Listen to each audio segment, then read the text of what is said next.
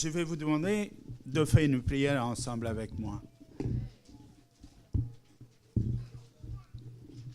Nous avons besoin de l'Esprit. Nous avons besoin du Saint-Esprit. Moi et vous aussi. Alors faites cette prière après moi.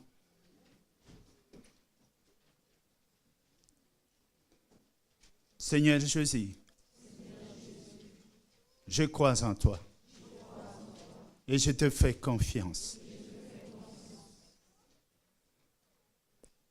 Ouvre mon cœur, ouvre mes yeux et dispose-moi. Je vais te suivre.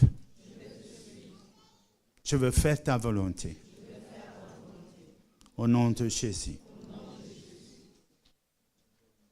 Je viens de prier. Amen.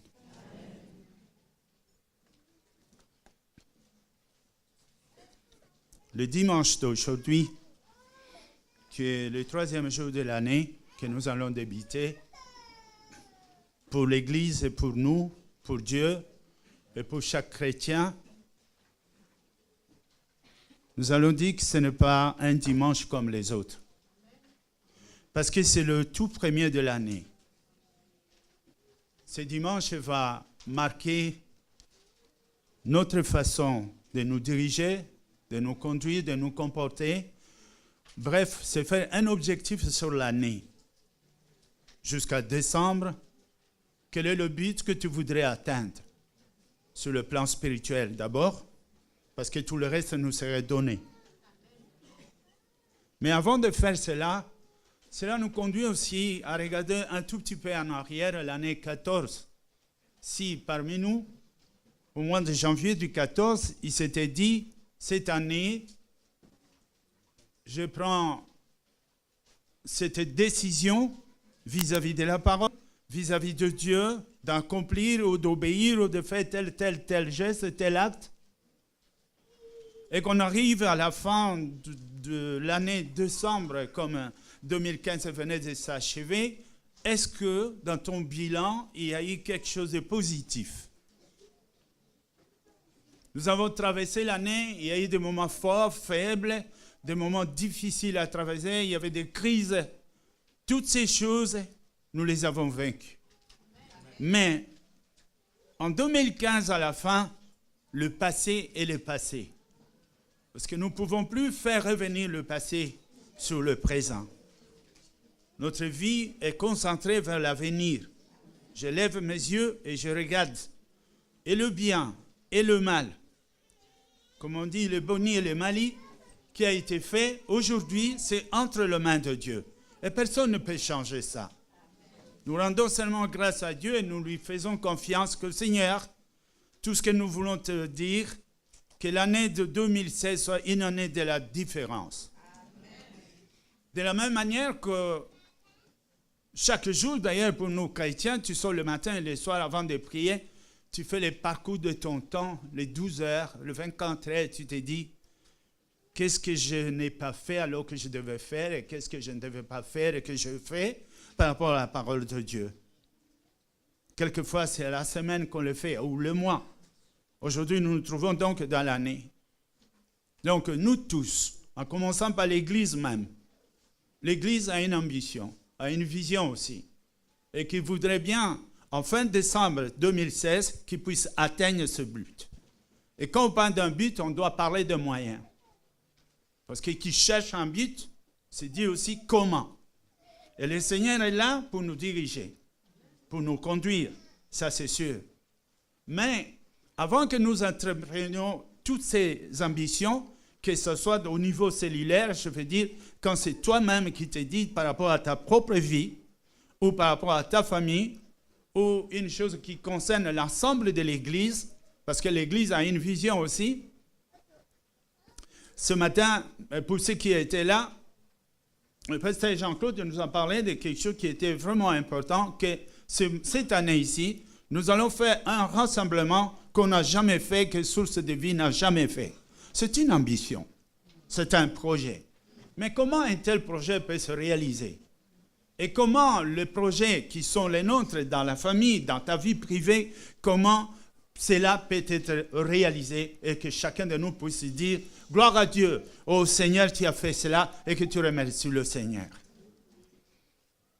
J'ai intitulé ce matin le message que nous allons entendre ici, « Le Saint-Esprit, l'incontournable ».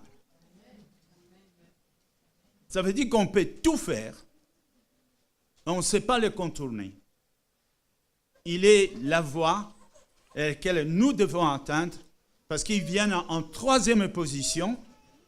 Quand on regarde, tout est décidé par le Père, tout est accompli par le Fils et tout se réalise aujourd'hui par le Saint-Esprit. Et cependant, Dieu, en tant que pédagogue et un enseignant, il sait comment il s'est introduit dans l'humanité pour se faire connaître.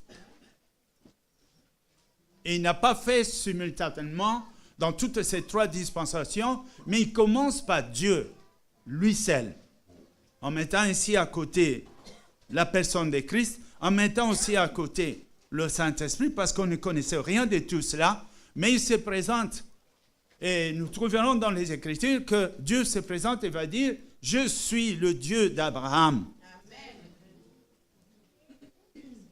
Et avec Abraham, derrière Abraham, Dieu avait d'autres ambitions. Il ne voyait pas vraiment Abraham parce que dans Abraham, il avait donné une promesse. Abraham deviendra certainement une nation. Il visait donc cette nation-là.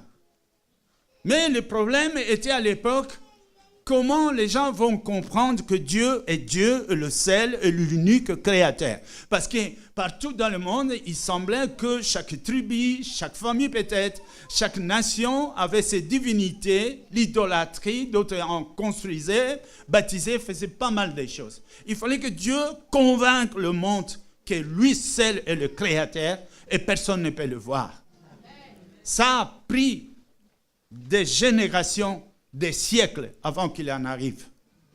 Ça a commencé avec Abraham, ça s'est répandu un peu partout, nation après nation. Ils ont fini par comprendre qu'il existait un Dieu à ce moment-là, le Dieu d'Abraham. Et quand Dieu a vu que ce qu'il voulait monter à Abraham était assez suffisant, il va se présenter à ses fils pour dire « Je suis le Dieu de ton père ». Il parle à Isaac, « Je suis le Dieu d'Abraham ton père et je suis ton père ». Dieu passe ainsi dans sa deuxième dispensation, non pas de Dieu mais de l'homme, parce qu'il fallait que l'homme les connaisse.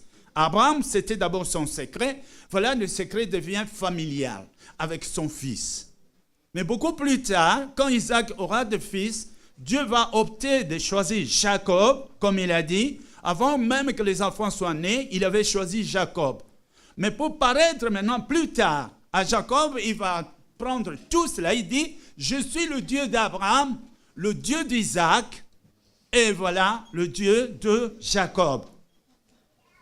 Voilà comment il se prend. C'est-à-dire, il se dévoile progressivement, petit à petit, dans la conscience, et cela prend du temps. Plus tard, il va dire, Jacob, ton nom n'est plus Jacob, ton nom c'est Israël. Et il peut dire, je suis le Dieu d'Abraham, Dieu d'Isaac, Dieu de Jacob, Dieu d'Israël. Et l'Israël est une nation, au travers de laquelle Dieu va maintenant conquérir le monde entier en prenant l'Israël comme l'exemple même, l'Église de Christ à cette époque-là, l'exemple qui va maintenant séduire les autres nations parce qu'il va les confronter dans des guerres, dans des ceci, les divinités d'Égypte et ceux de Moïse, par exemple. Après, ils ont compris que le Dieu d'Israël, c'est le plus puissant. Quand ces choses se passaient, je me demande ce que pensaient les hommes. Mais moi, je regarde la pensée de Dieu et j'essaie de suivre ses traces parce qu'il avait un objectif à accomplir. Mais quand Dieu, un jour, il a vu que Dieu était suffisamment dévoilé et connu par les hommes, il va promettre à Moïse, j'enverrai un autre prophète comme toi. 18 d'Hétronome. J'enverrai un autre prophète comme toi. Et quand il viendra, il va nous enseigner. Et celui qui ne l'écoutera pas, il rendra compte à Dieu lui-même. Et cette promesse qui fut donnée à Moïse, on va demander quel serait le signe.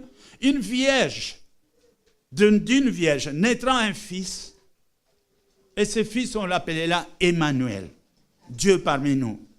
Dieu entre donc dans la deuxième dispensation. Si nous lisons dans le livre de Jean 17, 3, la parole de Dieu nous dit, le livre de Jean, il nous dit ceci, la vie éternelle, c'est de connaître Dieu. Ça commence par là. De connaître Dieu, 17, 3. Et de celui qu'il a envoyé, à savoir notre Seigneur Jésus-Christ. Jésus-Christ va dire lui-même, Jean 14, 6, et Jésus lui dit, je suis le chemin, la vérité et la vie. Nul ne vient au Père que par moi. Mais il va dire aussi dans Jean 6, 44, peut-être que devrions-nous commencer par lire ça, nul ne peut venir à moi si le Père qui m'a envoyé ne l'attire, et je le ressusciterai au dernier jour. Donc, comprenons que si on ne connaît pas Dieu, on ne peut pas entrer en relation avec Jésus-Christ. Ça commence par Dieu, et quand on a compris Dieu, Dieu t'attire et il t'envoie vers le Christ. Et quand tu vas vers le Christ, et alors à ce moment, tu vas découvrir Christ et aussi bien sa mission et ce qu'il va faire dans notre vie. Le but du Père, c'était de détruire l'idolâtrie. Et le but du Fils, comme Jésus l'a dit, je suis venu pour accomplir. Non pas pour abolir la loi, mais pour l'accomplir. C'était le cri qu'il a poussé à la croix. Tout est accompli. De quoi parlait-il, tout est accompli? De ses souffrances? De sa mort? De sa vie sur terre? Mais moi, je pense plus, il disait, la mission est accomplie. Et quand il dit la mission est accomplie, ça veut dire ceci. Comme cela, nous pouvons lire ça aussi dans l'acte des apôtres 13, 39. Nous pouvons lire, en Jésus-Christ, il nous rend ainsi capables d'accomplir ce qui était alors impossible jusqu'alors à l'homme par sa propre force, malgré la connaissance. Ça veut dire, tu peux connaître Dieu à fond si tu veux, mais si tu n'as pas Jésus-Christ, et que si tu ne reçois pas en Jésus-Christ les dons de Saint-Esprit, il t'est impossible de rendre obéissant, d'obéir, de suivre, de mettre en pratique tout ce que tu sais. Tout ce qu'on t'a enseigné. Et que tu sais que Dieu te demande de le faire. Mais sans l'intervention de Dieu sur toi, il te sera impossible de le faire.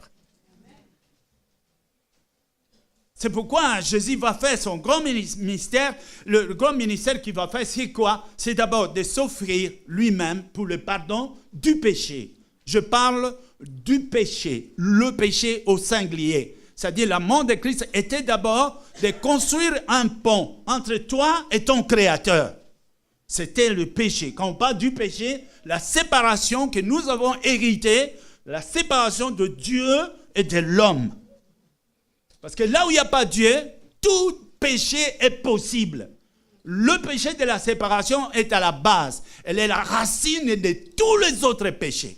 Qui n'a pas communion avec Dieu ne peut pas en aucun cas plaire à Dieu.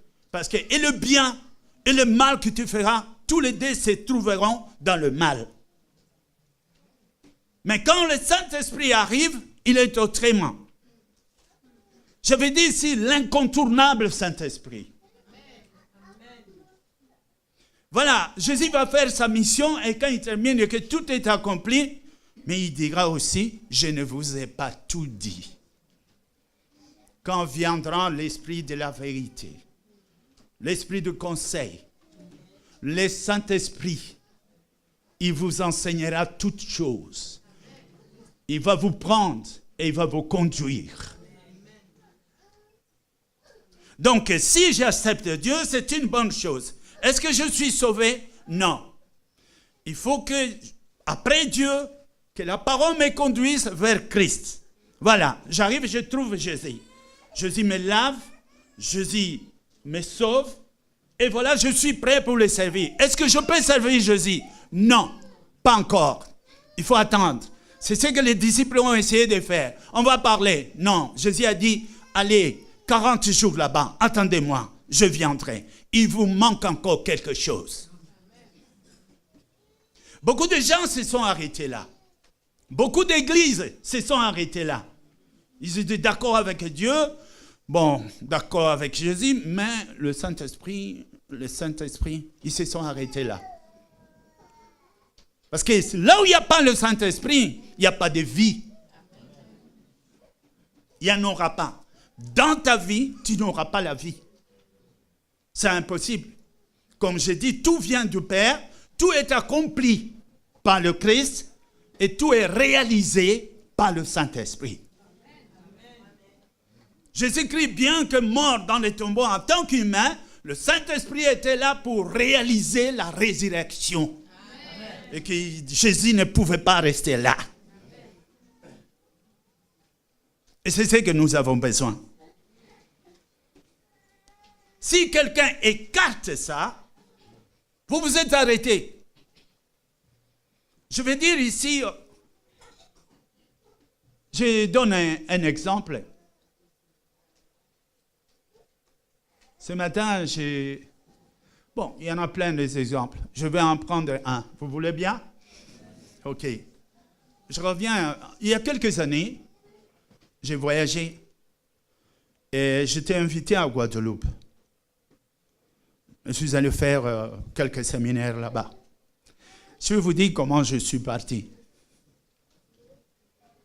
Le jour J du voyage, il y a une voiture qui est venue me prendre à la maison. Ils m'ont conduit à l'aéroport. Et là, je descends mes bagages. Le chauffeur n'a même pas attendu voir comment je veux prendre l'avion. Tout de suite, il me dit, allez, bon voyage. Moi et lui, c'était fini. Je me retrouve là-bas en train de faire le checking et tout. Et je rentre dans l'avion. Deuxième dispensation. Cet avion va me prendre, me faire traverser l'Atlantique pendant 8 heures. Et pendant un certain moment, c'était long. Et puis voilà, on atterrit Guadeloupe. Mais l'avion me dit, nous, on s'arrête à l'aéroport. Moi, je partais dans une église. Mais l'avion s'arrête là. Je pouvais tout dire à l'avion, c'est pas ici, il faut atterrir à l'église. Non. Moi, c'est l'aéroport. Je devais prendre mes bagages, je sors. Là-dehors, je vois un écriteau, Pasteur Fritz. Et je vais chez le frère, ils vont me prendre avec leur voiture. Ils me dirigent à l'église. Je suis arrivé. Sans la voiture qui m'a pris pour me conduire à l'aéroport, je serais en retard à l'avion. Et sans cet avion, il était impossible, même si je prenais un voilier, quand même, le voilier aussi, mais jamais je ne me trouverais à Guadeloupe à temps pour faire ce que j'avais à faire. J'avais vraiment besoin de l'avion. Mais sans la voiture qui était venue me chercher à l'aéroport, jamais je ne saurais même je n'aurais pu savoir où se trouve l'église et où est-ce qu'on m'attend. Je pouvais dormir aussi à l'aéroport. Dieu se manifeste de la même manière. Quand Dieu vient, c'est un peu comme la voiture qui m'a pris, qui me dépose à l'aéroport. Jésus-Christ me prend de l'aéroport, il me conduit à Guadeloupe. Le Saint-Esprit vient me prendre et il va me conduire à l'église. Si moi je me révolte à un seulement de cette dispensation, ma mission s'arrêtera. Il en est de même avec le Saint-Esprit. Nous découvrons Dieu, mais Dieu dit, puisque tu me cherches, voici les rochers que j'ai mis à mes côtés. va là-bas. Et là, tu vas, Jésus te prend en charge. Et là, il t'enseigne. Et tu te poses des questions. Comment c'est toi et Dieu? Et tu vas écouter des réponses de Jésus. Qui m'a vu a vu le Père. Ce que je t'ai dit ne vient pas de moi, mais vient de celui qui m'a envoyé. Nul ne vient à moi si le Père ne l'attire. Et personne ne verra le Père s'il ne passe par moi. Regarde ce qu'il dit. Mais Jésus nous laisse aussi un message sur le livre de Jean 15, quand il va dire, prenant un exemple, que je suis le cep. Et vous, vous êtes des branches. Et la racine, c'est mon Père. C'est mon Père qui me porte. Et vous, vous êtes attachés à moi. C'est comme ça que vous allez avoir des fruits. Mais si vous êtes détachés de moi, l'onction, la sève, la puissance, l'énergie, la sanctification, la parole de Dieu ne passera pas. Et vous allez sécher. Restez accrochés de moi comme moi je suis accroché aux racines. Et il y aura la vie. Est-ce que nous avons compris ça? Et c'est pourquoi j'ai dit le Saint-Esprit, l'incontournable. Bien sûr, quand on arrive au temps de Jésus, on comprend beaucoup de choses. On commence à découvrir, on se dit, je suis intelligent. Et beaucoup peuvent s'imaginer que, je suis arrivé. Non, pas encore. Qui pouvait bien prétendre connaître Christ si ce n'est les apôtres qui ont vécu avec lui? Nous, on entend parler de Dieu. Nous croyons en lui sans avoir vu. Mais les apôtres, ils dormaient avec lui, ils se réveillaient avec lui, ils mangeaient ensemble, partageaient le morceau de pain. Et pourtant, après 3 ans, Jésus les a dit, n'allez pas encore. Vous ne pouvez rien. Je vous enverrai un consolateur. Donc, Dieu est indispensable, autant que Jésus est indispensable et le Saint-Esprit est indispensable. Jésus est indispensable, autant que le Père est indispensable et que le Saint-Esprit est indispensable. Et le Saint-Esprit est indispensable, autant que Jésus est indispensable et aussi le Père est indispensable dans notre vie, dans notre croissance.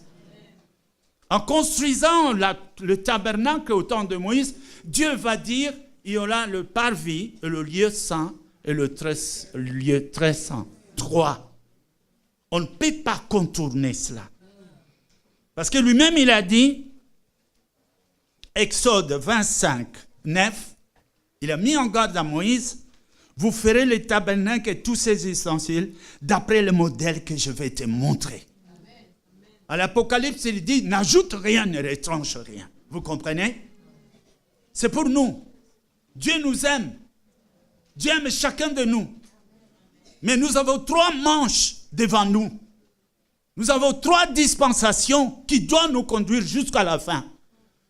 La finalité en Jésus-Christ, on va croire que c'est seulement ici. Jésus n'a pas parlé du monde. Jésus a dit, je suis étranger dans ce monde. Vous aussi qui avez crié à moi, vous êtes étrangers. Vous n'êtes pas de ce monde. Mais Jésus nous a promis la vie éternelle. Je ne sais pas si nous réalisons ces mots. C'est-à-dire une vie qui ne finit pas. Entrer dans l'éternité. Et nous pouvons entrer dans l'éternité que quand nous sommes en conformité dans la communion avec Dieu, comme nous le disons dans le baptême, je te baptise au nom du Père et du Fils et du Saint-Esprit. Je peux reprendre ça en d'autres mots, puisque le mot baptiser, c'est plonger dans. Je peux dire aussi, je te plonge dans la connaissance du Père et du Fils et du Saint-Esprit. Et quand tu connaîtras le Père comme le seul Dieu véritable, tu le connaîtras et tu en seras convaincu à 100%. Et quand tu auras accepté Jésus-Christ et que tu auras convaincu, tu seras convaincu que tu réalises que tu as besoin du Seigneur et tu as besoin du Sauveur, tu seras convaincu et tu le feras confiance à 100%. Je ne dis pas à 90%. À 100%. Il en est le même. Quand on dit que j'ai accepté le Seigneur et que parce que tu as accepté le Seigneur te donne Dieu Tout-Puissant, il te fait un don de sa présence par l'Esprit, ça veut dire que tu acceptes à 100% que tu sois sous le contrôle du Saint-Esprit, que tu soumets tes pensées à la pensée du Saint-Esprit, tes paroles à la parole du Saint-Esprit et tes actes aux actes qu'approuve le Saint-Esprit. Il est le chemin. C'est-à-dire celui qui se dérobe là, tu stagnes à partir de ce moment. Quand on quitte, admettons, tu as un chemin à faire et que tu es arrivé un jour de ta vie faire un choix. C'est une telle chose, un tel chemin ou un tel chemin. Et qu'à partir de ces jours-là, tu as dit, je décide de moi-même. Tout s'arrête là. Tout s'arrêtera ces jours-là parce que tu as fait attendre le consolateur, celui qui est venu t'appuyer, celui qui est venu te défendre ta cause. Il est le Paraclète, c'est-à-dire celui qu'on appelle pour secourir, pour nous secourir. Il est notre avocat, celui qui défend ta cause quand on t'acquise devant Dieu. Il est ton intercesseur quand tu es fatigué et quand tu crois que Dieu t'a abandonné. C'est lui qui intercède pour toi dans des mots que tu ne peux pas prononcer. Et il le fait au Père parce que juste là, il est assis à la droite de Dieu le Père. Et quand on t'acquise, pendant qu'on t'acquise, il dit quelque chose à l'oreille du Père. Il m'appartient. Et on voit le visage du Père qui change. Alléluia. Et quand il dit ça au Père, il m'appartient. À quoi ça sert? La Bible dit, qui acquisera les élus de Dieu? Qui les condamnera? Voilà là où nous sommes. Je disais ici que nous avons fait un chemin. Et ce chemin, je parle du chemin du 14, année 2015 plutôt, de janvier à décembre. Il y a eu des moments hauts, il y a eu des moments bas. Nous sommes venus à l'église, nous avons assisté, nous avons fait tout ce qu'on pouvait faire. Mais quand même, quand on arrive à la fin, au début de l'année telle que 2016 nous sommes, la première chose, c'est de chercher à corriger les erreurs de notre système. Le système de ta vie. Il ne faut pas que les conséquences des erreurs du passé se répètent. Parce que les mêmes erreurs produisent le même effet. Donc, je vais m'asseoir pour regarder. Je ne vais pas reculer. Je vais vers l'avant. Je dois croître et je dois grandir dans la parole, dans la connaissance, et je dois affermir ma communion avec le Saint-Esprit. Je vais chercher à les connaître. Je vais chercher parce que quand on parle du Saint-Esprit, bien sûr, nous ne parlons pas d'un instrument. Vous voyez, l'électricité, on dit aussi, ça se calcule en voltage et en puissance. Mais le Saint-Esprit n'est pas comme l'électricité pour dire il est puissant. Non, il est l'auteur de la puissance. Donc, ce n'est pas un instrument, ce n'est pas une imagination. Il vit, il a des sentiments. Il peut être content, il peut être triste. Il peut dire oui, et il peut dire aussi non. Il peut se fâcher, il peut se retirer, tout comme il peut rester, ou il peut se taire. Considérons donc la personnalité divine, vivante, invisible, mais plus proche que jamais. Et qui est avec nous. Nous avons tout intérêt à les connaître, à les découvrir, à vivre avec lui, à faire des expériences avec lui, parce qu'avec quelqu'un qui ne te parlera peut-être pas, mais s'il peut le faire aussi, mais c'est mieux de le connaître, de mieux le connaître. Et ça, pour le connaître, nous devons les consulter à tout moment. J'ai dit à tout moment. Tu comprendras cela jusqu'au jour où, pour sortir, aller chercher du pain au carrefour et que tu dis au Saint-Esprit, Saint-Esprit, je vais aller acheter du pain, viens et accompagne-moi. Parce que beaucoup croient que Dieu n'est là que pour de grandes choses. Ça veut dire, je vais prier pour le sida, mais la fièvre, ça peut passer. Dieu, le Dieu de montagne, le Dieu de collines, il est aussi le Dieu de vallées. Il n'échappe pas à ces choses-là. S'il peut faire des petites choses, il peut faire les grandes choses. Et quand il fait les grandes choses, il veut faire les plaisirs. Et il prend plaisir à marcher avec nous. Moi, je me rappelle, quand j'avais mes petits-enfants avaient encore l'âge de 10 ans, c'était les moments merveilleux dont je pu ressentir, moi, je ne sais pas pour les autres, en tant que papa, ça me réjouissait. Pourquoi? Parce que l'enfant posait beaucoup de questions. Et alors, je partais avec au parc et il me demandait tout. Papa, c'est quoi ça? Papa, c'est quoi ça? Et je me demandais même comment il fait pour voir tout ça. Moi, je regardais, je ne faisais pas attention. Mais lui, il voulait les détails de tout. Papa, tout ça. Un jour, pour mettre ma moto en marche, je l'ai posé, et puis il dit, papa, pourquoi tu piétines si fort ta moto? Moi, je dis, je piétine fort, oui, c'est pour mettre le moteur en marche. Il pose des questions. Le Saint-Esprit veut ça. Le Saint-Esprit veut que tu sois comme un bébé dans sa main. Amen. Le Saint-Esprit, c'est là il prend plaisir. Tu lui donnes au moins l'occasion de jouir sa divinité dans ta personne parce que tu as accepté le Seigneur Jésus. Mais si tu t'étais et que tu fais, moi j'ai décidé, moi je fais ça, moi je fais, où est ma place? Où est ma place? Il est attristé dans ces conditions. Notez que la sanctification vient de lui. Il rend possible ce qui était impossible. La Bible nous dit, c'est par lui que nous avons le moyen de suivre, d'observer et de mettre en pratique ce que Dieu nous demande. Mais je dois être conscient qu'il est là. Je dois l'accepter avec joie. C'est-à-dire, le matin, même moi, quelquefois, je rentre après que je fais un culte comme ça, quand je rentre, vous savez, je commence par quoi? Je m'agenouille et je dis, bravo Saint-Esprit.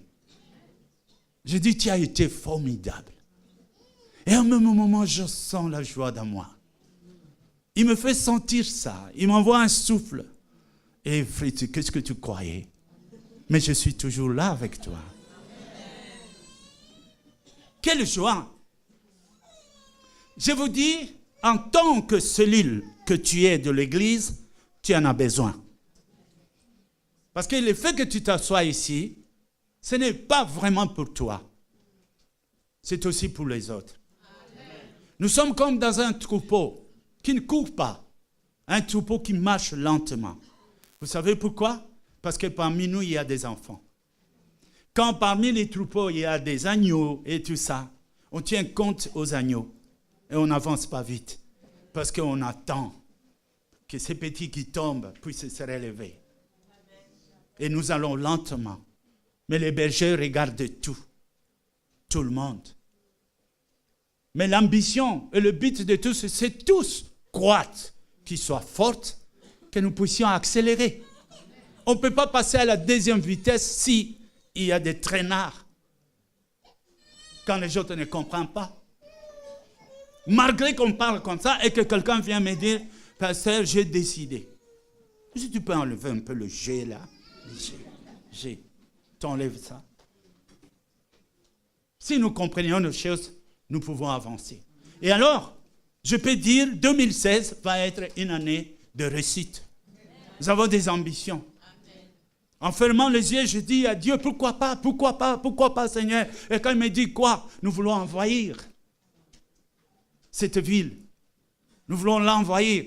Mais on ne l'envahira pas par la sagesse ni par la parole. Non, nous allons l'envahir par la puissance de Dieu. Amen. Car sans la puissance, on ne peut rien. C'est en cela que nous sommes appelés à la repentance. Parce que le Saint-Esprit étant saint, il ne peut pas t'habiter aussi longtemps que tu appartiens à un autre. Si dans ta vie, tu consultes ceci et cela pour trouver tes solutions, c'est une rivalité avec le Saint-Esprit. Et laissez-moi vous dire clairement, il est jaloux dans ce genre de comportement. Et qu'est-ce qu'il fait? Il va te dire, fais alors. Fais. Et il va se taire. C'est ce qu'il a dit à Adam un jour. Ah tiens, vous ne voulez pas que je dirige votre vie? Sortez devant moi. Allez, faites ce que vous voulez. C'était la naissance de la science. L'homme a commencé à chercher comment faire le feu. Il fait froid. comment marcher, il faut faire une route. La naissance de la science. Aujourd'hui, beaucoup ne comprennent pas d'où vient la science. La science a commencé quand l'homme a été abandonné par Dieu. Et alors, auto-recherche, la survie. Mais quand Dieu revient pour remettre la pendule à l'air, mettons aussi toutes ces choses à côté. Car maintenant, ce n'est pas notre intelligence, mais c'est Dieu qui agit. Amen. Maintenant, je veux vous parler de l'utilité, de l'importance de ta conversion, de ton obéissance, de ta collaboration avec le Saint-Esprit. Ici, d'abord en commençant par ta vie, cela va tout simplement te permettre d'atteindre facilement tes objectifs. Et quand tu dis que, oui, je n'ai pas besoin de Saint-Esprit, alors c'est tout juste que tu arrives à l'aéroport et tu dis, bon, le reste, je fais à pied. Gloire à Dieu si c'est prêt. Mais si tu as 10 km à faire, avec tes valises, si j'habite à la 3e étage, même si le voisin de 2e, je ne l'aime pas beaucoup, ce n'est pas pour ça que je dis non, je ne monte pas parce qu'au 2e étage, il y a quelqu'un que je n'aime pas. Mais tu vas dormir dehors quand même. Il faut que je monte au 2e. Bon, oui, bonjour, ça va. Je monte, ça va. Et tu montes, tu vas dans ta maison. Amen. Amen. Le Saint-Esprit, c'est lui qui nous conduit dans le lieu très saint. Amen. Hébreux chapitre 4, verset 16. La Bible nous dit, approchons-nous donc avec assurance du trône de la grâce. Maintenant, avec assurance. Pourquoi? Parce que les voies sont ouvertes. Afin d'obtenir miséricorde et trouver grâce pour être secourus dans nos besoins. Approchons-nous. Et celui qui nous approche là, c'est le Saint-Esprit. Il y a beaucoup de gens qui croient, pourquoi est-ce que tu ne pêches plus? Oh, c'est l'enfer. Tu connais l'enfer, qu'est-ce que c'est? Alors, je ne veux plus pécher. Moi, je dis, la crainte, c'est le commencement de la sagesse. C'est pas ça. Mais l'obéissance dans l'amour, ça, c'est la victoire. Pourquoi? Si aujourd'hui, j'ai dit, je n'ai plus envie de faire du mal, ni de pécher et tout ça. Pourquoi? Parce que j'ai un autre dans moi. Je suis enceinte. L'embryon de Christ m'habite. Est-ce que nous sommes là? Nous sommes comme une femme enceinte. Le bébé est dans le ventre. Personne ne voit. On ne peut pas voir le Saint-Esprit. Mais on sait le sentir. Comme la mère peut sentir son bébé dans le ventre. Même pendant qu'on est là, tu vois parfois la mère qui bouge un peu. C'est-à-dire, le bébé bouge. Et quand le Saint-Esprit bouge, nous sentons cela. Et cela nous rassure. Car c'est lui qui va nous conduire. Nous avons donc besoin de nous repentir et d'abandonner les mauvaises voies. Oui, les mauvaises voies, parce que nous sommes aussi comme des gens qui se sont habillés dans les noirs. C'était une chambre sans lumière et tu devais t'habiller très vite. Évidemment, tout soulié par la main. Ouais, mais on ne voit pas. Soulié, c'est ça, c'est moi. Gauche, droite, comment on fait? Hein? Tu comprends? Ces pantalons, c'est bon, quelle chemise et tout ça. Mais malgré, dans les ténèbres, quand tu dis, tout est bien, mais quand vient la lumière, la panne est finie, crois-moi. Quand tu vas te regarder, oh, ce n'est pas le même soulier. Oh, mais quelle chaussette j'ai pris. Ma chemise, d'accord, mais portée à l'envers. Alors, viens. Non, je dois rectifier certaines choses. Telle est la parole de Dieu. La parole de Dieu est un miroir devant ta face. Au moment où je parle maintenant, ta vie circule là. D'autre part, il y a la main tendue de Dieu qui t'étend. Mais toi, tu es une obligation. Tu as quelque chose à faire. Séparez-vous. Ça ne fait toujours pas plaisir. La séparation, quelquefois, ça fait mal.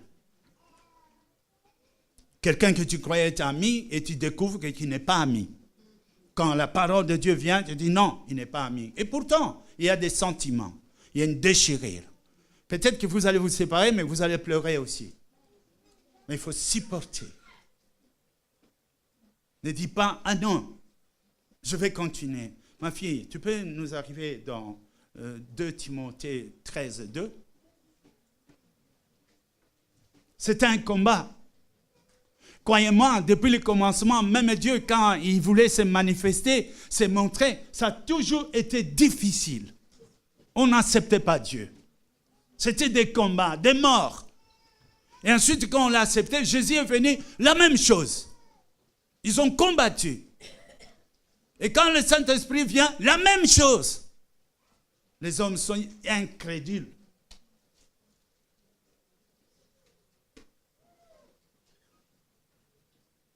Retiens dans la foi, dans la charité en Christ, le modèle des paroles que tu as reçues de moi, tu peux descendre.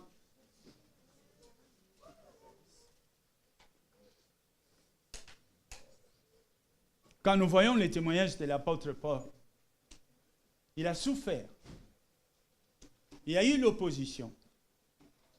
Même en parlant de Jésus-Christ, ils sont allés dire, voilà, il prêche des divinités étrangères.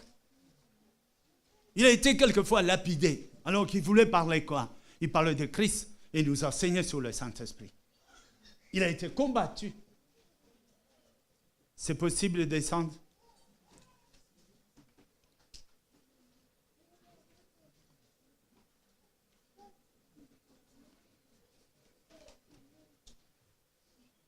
Garde les dépôts de Saint par le Saint-Esprit qui habite en nous. Si vous lisez ce texte et que vous descendez, vous verrez. Moi, je suis conscient. Quand je vais quelque part, admettons, j'arrive quelque part, est-ce que vous connaissez Jésus? On me dit, Jésus, c'est quoi? Vous connaissez Dieu? Dieu, c'est quoi? Mais je ne peux pas leur parler du Saint-Esprit. Je ne peux pas enseigner quelqu'un sur Jésus si je ne lui parle pas de Dieu. Je commence par Dieu. Et si j'arrive, je te trouve et tu me dis, je connais Dieu, mais qui est le Saint-Esprit? Alors, tu connais Dieu comme chrétien? Oui, je vais te parler de Jésus. Et ensuite, je vais te parler du Saint-Esprit. Mais quand je te trouve, tu dis que tu connais Dieu et tu connais aussi Jésus. Je peux te poser la question. 19 de l'acte, poser la question à quelqu'un. Avez-vous reçu le Saint-Esprit? Nous ne connaissons pas. Puisque vous ne connaissez pas le Saint-Esprit, je veux te parler du Saint-Esprit. Il faut qu'on te situe quelque part où tu es. Mais pour être dans le top, c'est-à-dire, tu connais le Père, tu as été baptisé par le nom du Père et du Fils et du Saint-Esprit. Et pour marcher avec le Saint-Esprit, c'est la collaboration. C'est que tu as accepté qu'il prenne le contrôle de ta vie. Contrôle. Et je ne peux pas aimer jusqu'à m'attacher à des choses. La Bible dit, aime comme tu n'aimes pas. Parce qu'il peut te surprendre. Ne sois pas là, seulement ça, seulement ça. Et quand il dira non, il y aura confusion. Nous voyons selon les aspects extérieurs, mais Dieu voit l'intérieur et Dieu voit l'avenir. Dieu sait que dans 10 ans, il y aura un problème ici. Alors il faut que je fasse quelque chose. Et quand il est dit, obéis. C'est comme ça que nous allons réussir. Nous constituons une église qui se dénomme Source de vie.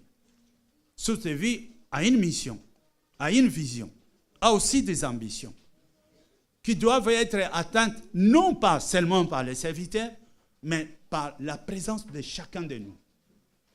Mais pour que notre action soit efficace, nous devons être dirigés par un seul, le Saint-Esprit. Parce que si nous nous mettons ensemble avec le même esprit, la même parole, le même Dieu, le même conseil, le même avocat, vous comprenez un peu? Qui sera contre nous? Et alors les voies sont ouvertes. Et quiconque qui essaiera de combattre contre nous, nous pouvons lui dire, il te sera difficile de lutter contre les aiguillons. Il te sera difficile. Répands-toi. Alléluia. Bien-aimés, ces années ici, l'année 2016, moi aussi j'y crois fortement. C'est une année de la différence. Mais la différence ne peut commencer que dans les petites cellules que vous êtes. En vous, dans vos maisons, dans ce que vous entreprenez, et ensuite ce que vous avez dans la maison. Cette unité, cet amour, cette communion avec le Saint-Esprit, vous amenez ça à l'église. Et voilà, plus rien ne pourra nous arrêter. Amen. Vous serez contents. Et les serviteurs seront contents aussi. Parce qu'il n'est pas bien assez que le serviteur de Dieu ne trouve pas de sommeil. Si cela est à cause de vous, ça ne sera pas un avantage que Dieu dit. Amen. Donc, quand on est ensemble, dans le même esprit, nous allons gagner, nous allons avancer et nous allons vaincre. Et je crois qu'à la fin 2016, nous pourrons encore nous regarder. Pourquoi la liste qu'on met souvent ici, 9 églises, ça ne sera plus ça. Et pourquoi pas double? Pourquoi pas 3 fois? Alléluia. Si nous obéissons et nous nous mettons dans la ligne de Dieu, Dieu agira. Dites Amen. Amen. Acclamons fort les noms de Jésus.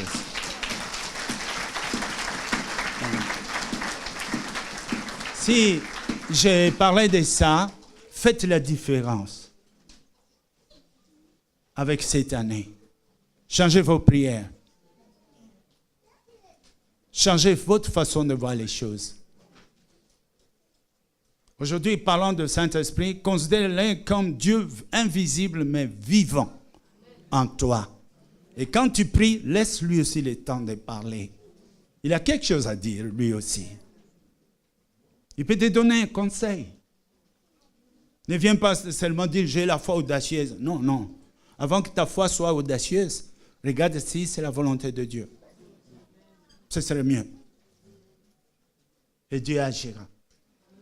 Nous allons prier d'abord chacun pour notre vie par rapport au Saint-Esprit, notre maison par rapport au Saint-Esprit, l'Église, source de vie, là où nous sommes, et ensuite, pourquoi pas, les églises universelles qui sont conduites par le Saint-Esprit. Que le Saint-Esprit règne, triomphe, et que lui puisse nous diriger. Nous verrons alors la puissance de Dieu se manifester dans tout ce que nous voulons. Mettons-nous debout, au nom de Jésus.